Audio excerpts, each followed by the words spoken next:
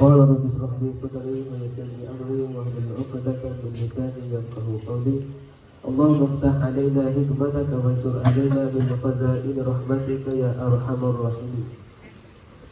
Pada pertamanya terima kasih kepada yang menjemput saya untuk berada di depan ini.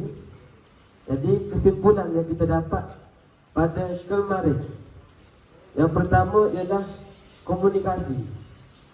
Komunikasi kita dalam tim MDK kita dapat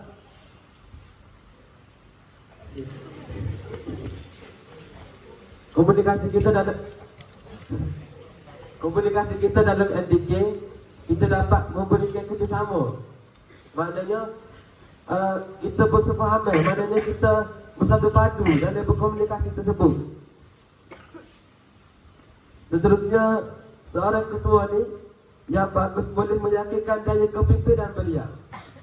Maknanya seorang ketua ni kita boleh tunjuk daya kepimpinan kita ni kepada ahli dia, dan ahli dia boleh boleh ikut contoh ketua tersebut.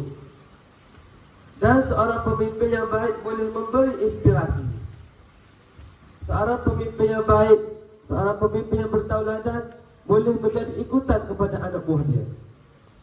Dan strategi ketenteraan, seperti mana kita tengok kemarin, kita ada dah ahli-ahli, kita ada dah wakil-wakil. Maknanya okey, pengurus ni ada ketua, ada timbalan, ada bahagian bendahari, ada setiausaha, ada bahagian jaga fail.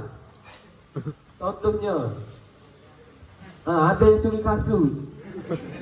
Kita ada strategi ketenteraan. Betul tak? Jadi itu sahaja kesimpulan daripada saya. Sebab kesetujuan masa, apa yang baik itu datang daripada Allah Subhanahu Wa Taala, apa yang buruk itu datang daripada kelemahan dan kekurangan saya diri sendiri. Aku qauli hadza wa astaghfirullahal azim wa li wa lakum. Wassalamualaikum warahmatullahi wabarakatuh.